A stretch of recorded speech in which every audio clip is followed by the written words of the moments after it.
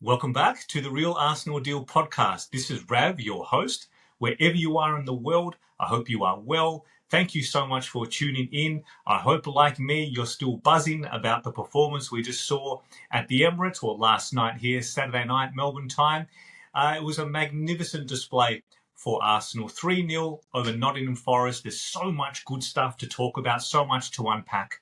So I'll just get straight into it. Before I do, if you're new here, new to the channel or new to listening, I've noticed in this last week or two, I've had an uptake of activity, which is just wonderful. Thank you so much for tuning in. A very quick introduction of myself. I'm based in Melbourne, Australia, as I mentioned before. I followed Arsenal since I was 15, way back in 1995. So 30-year Arsenal fan here from the other side of the world. And I'm doing this as a bit of fun, a little bit of a side hobby. I live, breathe, and talk Arsenal anyway. So it dawned on me late last year. My wife and my sons were saying, "Why don't you just we'll get you a good microphone, and why don't you just start up a podcast and start recording your thoughts and see what happens?" So that's essentially the flavour of why I do this. And look, as I said, I'd be talking about Arsenal anyway.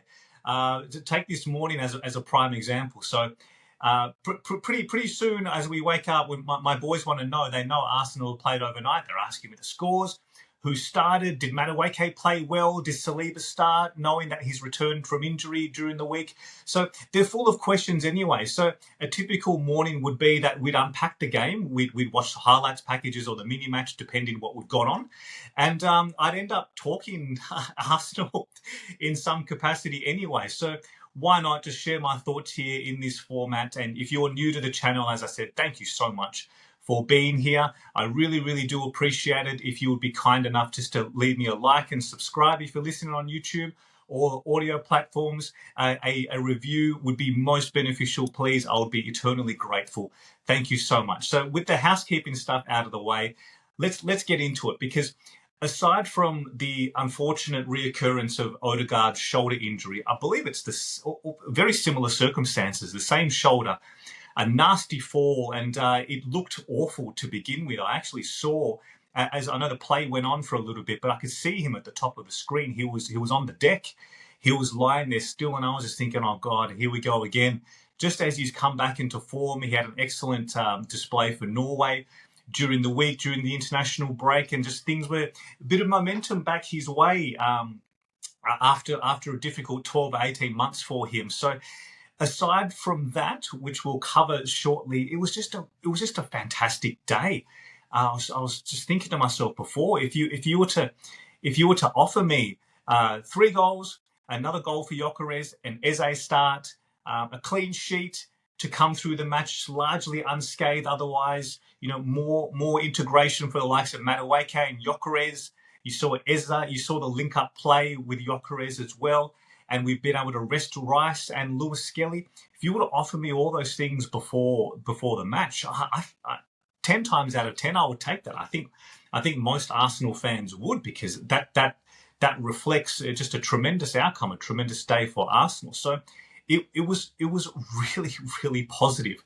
The type of thing that I think the club needed. It's been one of those little periods of time where you don't want to lose any match, of course, but losing to Liverpool in the circumstances we did right on the cusp of the international break, and then having to wait 2 weeks to respond to that's difficult. I get it. It's just part of football. It's part and parcel of navigating every season that every club would go through. However, for Arsenal, you could just feel, I could see it in Arteta's voice too in his press conference.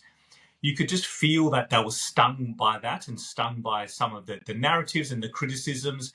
And if you want to know more about my thoughts on that, please check out my previous recording a few days ago, where I spoke at length about the Arsenal pressure cooker and what I feel is just an unfair, unconscious bias, or maybe very much so conscious at the moment, that just seems to the knives sharpen with Arsenal anytime there's a slip up. So thankfully, we had none of that. We had none of those silly moments where there's a contentious decision or a red card or a penalty out of nowhere that plagued us in the last season. This was just an outstanding display, led by Madueke.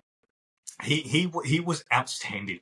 That first half in particular, the Nottingham Forest left back, I almost felt bad for him. I say almost, because it's you want to see your attackers roast their fullbacks and get in behind time and time again. And it stood out to me so much because it's not often Arsenal do this time and time again to overload that flank and continuously get in behind. And you could sense the nerves. You can sense how jittery Morata was, and even the defender before he came off, Murillo. He was having a torrid time as well. Arsenal just clicked, and most of what we did good in the first half was through Madueke. I loved hearing the chant. I loved hearing the crowd serenade him, and that was relatively early. I think it was around the 28, 29-minute mark. I started to hear that through my headphones, watching here at night time. It was so palpable, the support he was getting, and it just goes to show that you just. The thing with Arsenal is that we have a very vocal fan base. I very much appreciate that, even though I'm not active online as most. I'm aware that the Arsenal fans are very vocal and they'll make their opinion known. And when you start to see some of the stuff that came out about Madueke before he'd even signed, I think there was just graffitis, there was murals, and petitions, I believe, as well. It's you don't know until you actually see. Give them a chance, is what I'm saying. Let's just see what the plan is. Like, give them the opportunity to flourish and to see what the vision is and why Arteta has selected him. Surely by now there's enough trust and confidence with the way Arsenal has built this squad over the last probably 3.5 years now, since we've been building to this point in terms of squad depth and quality to challenge on multiple fronts. At what point do we just sit back and just say, look, I need to see it first before I judge? And Madueke was outstanding. He was absolutely outstanding, becoming even more so important for Arsenal, of course, because of the injury to Saka. However, I've said this in recent weeks, even before Saka got injured, watching Madueke in pre-season, looking at the way that, look at the confidence he has, the ability to take on fullbacks, his ball control, his dribbling, he goes outside, inside. I predicted that he would become a starting left winger in the not too distant future. So as it turned out, of course, Saka's been injured, so his nailed down spot at this point in time is on the right, which is fantastic. And this is before we even thought, are we going to sign Eza? So I imagine that over the opening 4 to 6 weeks of the season, that Madueke will be our starting left winger, because he's got so many attributes that we otherwise don't see with Arsenal, and he gives us something different. And it's a bit of, without making it all about Martinelli again, it's a bit of a shame that Martinelli has lost some of that edge, that confidence to get in behind the fullback, attack them, go in, round, cut back, cross. And it was so refreshing to watch Madueke just play with that level of freedom, that level of confidence. The first half in particular was just glorious to watch. The only thing I would say, and this is hopefully not going to come across as critical, this is something that over time, I believe, as the players get more used to each other, more accustomed to each other, that we'll be able to nail this final part. But his final ball was just sometimes lacking. I wondered, in a couple of moments, did he need to take that extra 4th or 5th touch before playing the cutback or getting the crossover or taking a shot? This is just something that over time will hopefully iron out, because what needs to be highlighted, I should have done this already actually, with selection. So we started 5 of the starting 11 were new signings this summer. That's not something that Arsenal do very often. I mean, Arteta has his ways, of course. He likes stability. He likes just having the same similarities throughout matches, whether it's a cup match or it's a Champions League away match. He likes to keep that core group going. So to have 5 new players, I mean, this is a great moment as well for Arteta. This is growth right here, because what's the point of building such a deep squad with two genuine starting players in each position? What's the point of it if you're not going to lean into your squad depth? And it's so refreshing to see, because for so often we've wanted these options. We've wanted to have that strength on the bench. When I saw the subs name last night, amazing. We're at Trossard, Waneri, Martinelli on the bench, Declan Rice on the bench, Lewis Skelly on the bench. These scenarios were almost unimaginable last season, given the volume of injuries we sustained and how otherwise short I feel we left ourselves in the transfer window. So there were times last night when I was thinking, like, how much has just changed in just a few short months. I mean, this is so positive for Arsenal. It's game changing, it's momentum changing, and it signals what we're here to do. It signals ambition, and it signals trust as well in Arteta. The players trust him, and he's showing it. He's showing it in his selection.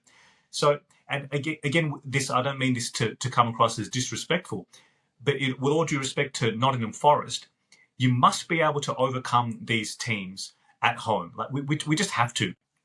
This is where Arsenal left ourselves wanting last season too many times, especially at the Emirates, or especially when we're ahead. 21 points dropped from winning positions. You got to put these teams away. You got to kill them off, and I'm so glad we did. I'll get to the second half in a moment, but just to finish off my selection topic, you got to be able to put these teams away.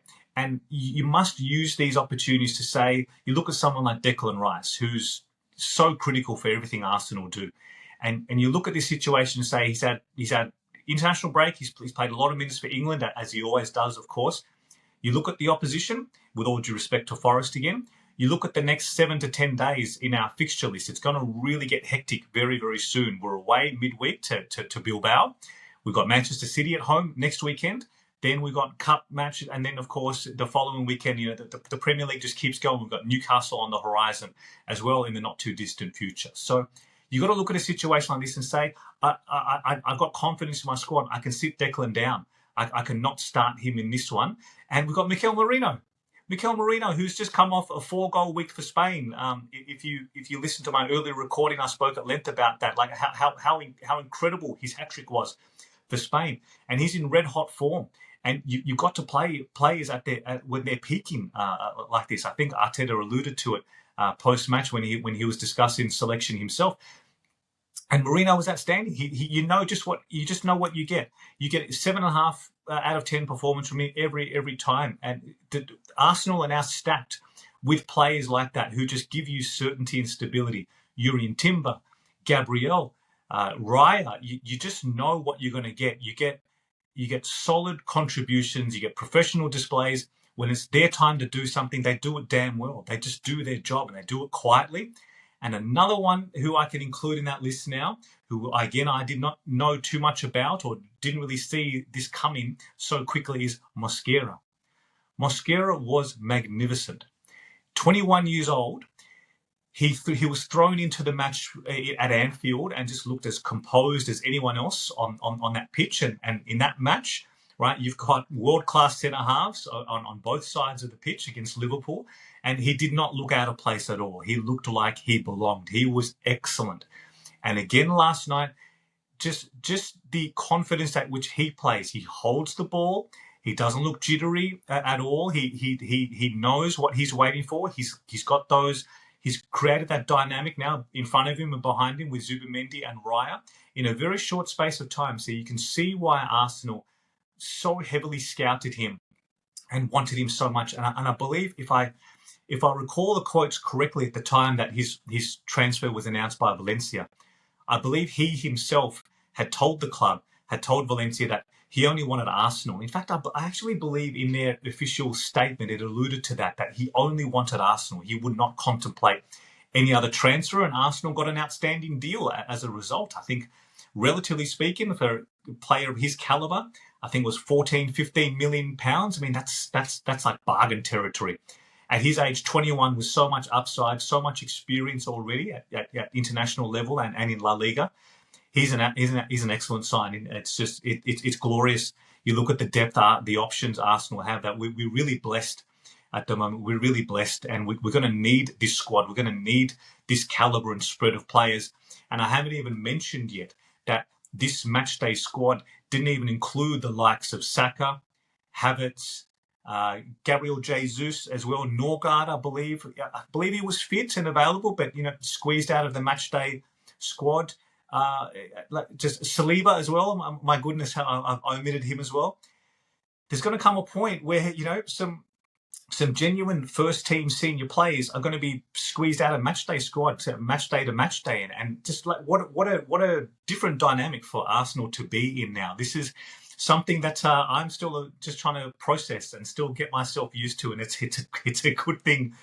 It's a good thing, right? If we want to achieve what we all hope we achieve this season, this is going to be this is going to underpin all of our success. So. That was a long tangent, sorry, on selection. I'll get back to the game, but it was I just had a wow moment, like what Arsenal have built intentionally, by the way. We've made conscious decisions with our investment and signing the 8 players this summer. It's beautiful. It's beautiful to see. So the first half, I haven't even mentioned yet Martin Zubimendi. How good was that goal, by the way?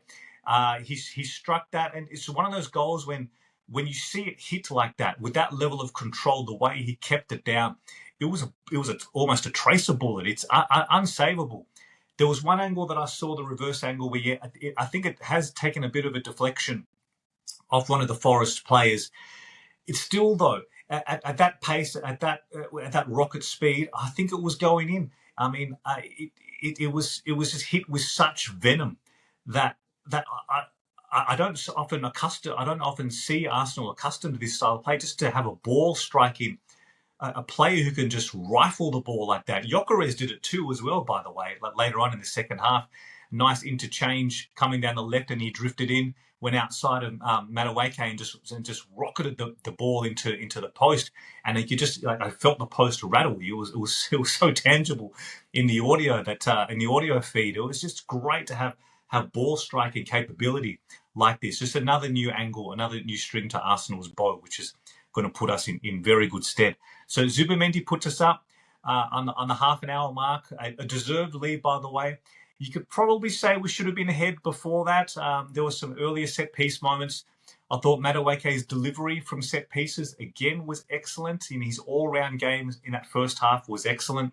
He was putting it on a dime he's taken those in-swinging corners on his left foot. Gabriel probably should have scored from that header, especially someone who's as dangerous as he is. When he sees the replay, he'll probably be kicking himself. That he should have put that on target at minimum. Marino from point blank range on his right foot was more so struck directly at cells rather than being a genuine save. But look, I'm not going to complain too much about that. It was good goalkeeping to keep him out. We probably should have been 1 or 2-0 ahead, but by the time Zubimendi struck, but when he did, like what a way to announce yourself! What a way to strike your first goal. From what I understand, this is the first time in his career that he scored a goal from outside the box. But the stats didn't end there, because with Arsenal's third goal, his second, it's the first time in his professional career he scored 2 goals. So these are lovely milestones to notch up under your belt. And just overall, I think we should have been further ahead at halftime. I just had that nagging feeling that I alluded to it before in this recording when I referenced that 21 points dropped from winning positions, especially at the Emirates. If Arsenal are to climb that mountain, you got to kill these matches off. You got to see them off, because you score the second goal, it changes everything. It gives you so much more belief, composure, that you don't leave yourselves as exposed to just a moment of madness at the back, or just some of these crazy fluke goals that we sometimes see, or a penalty, or anything. It happened far too often last season, and it cost Arsenal in points, and ultimately that's why we bowed out of the title race. We weren't able to overcome some of these teams in this sort of middle tier of the Premier League. We just weren't able to overcome that. So what a way to respond to my doubts at halftime, thinking, is this going to be one of those moments? Because within 50 seconds of the second half, Calafiori with a beautiful over-the-top ball. He did that as well against Leeds. This is something that we need to see more of, that really quick movement, that decisive moment where you look up, you see the run, and play it. Don't hesitate. Don't take that third or fourth touch when you don't need to and the moment is gone and they flooded back or the play is now offside. Take the moment, and he did. lovely ball over the top. And Eza he made this look so easy. Like it actually shouldn't have been that straightforward.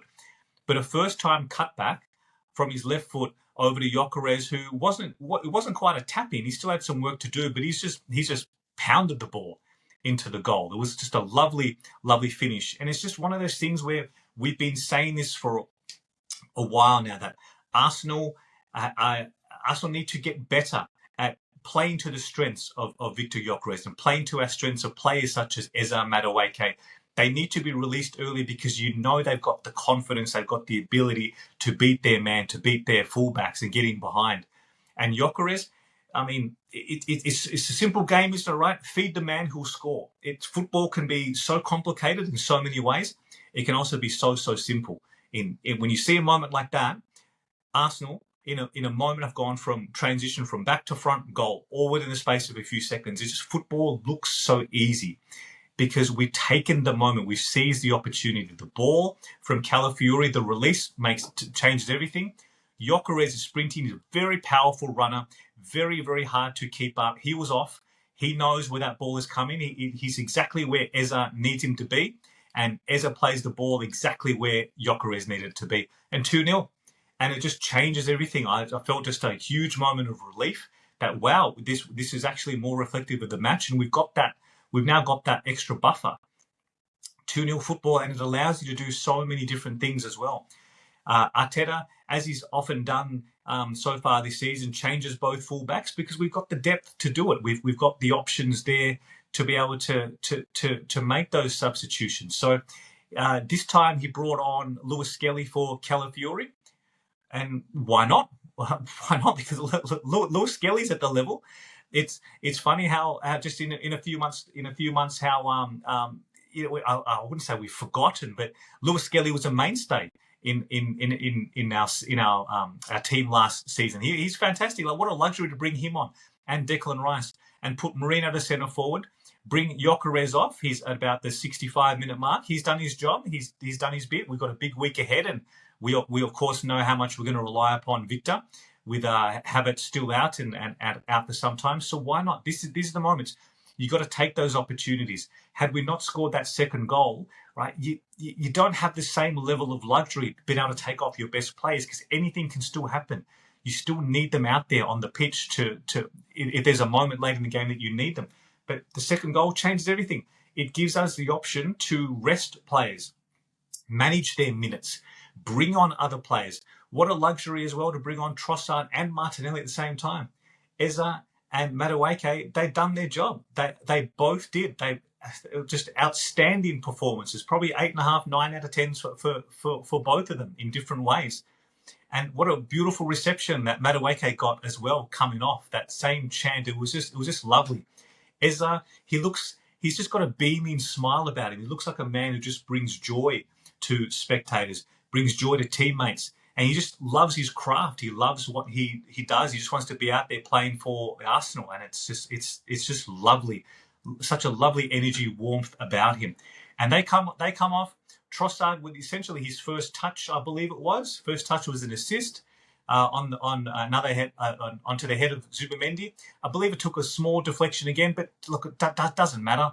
It was on target anyway. Zubimendi, for a man of his size and stature, it was a great leap, timed it well, and 3-0. And it's just a great feeling, a great energy around the place. I really do believe Arsenal deserve this. We probably could have scored more, but I'm not gonna nitpick.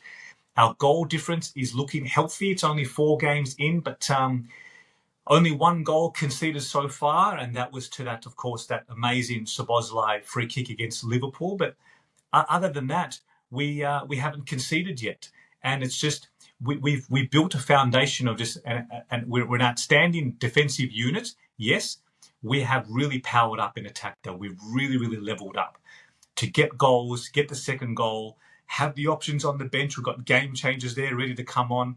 I thought Nwaneri coming on in the first half, he was just quietly excellent again. Really pleased that Arteta trusted him with that position once again, with Odegaard's Odegaard's injury earlier than last time as well. This was about 16, 17 minutes that the sub was made, I believe, against Leeds. Odegaard lasted around half an hour or so. But so Ethan's played around 75 plus minutes and just looked assured. He moves the ball quickly too. A couple of shots, which, a few half chances, which he probably should have done better with, at least keep them lower, get them on target.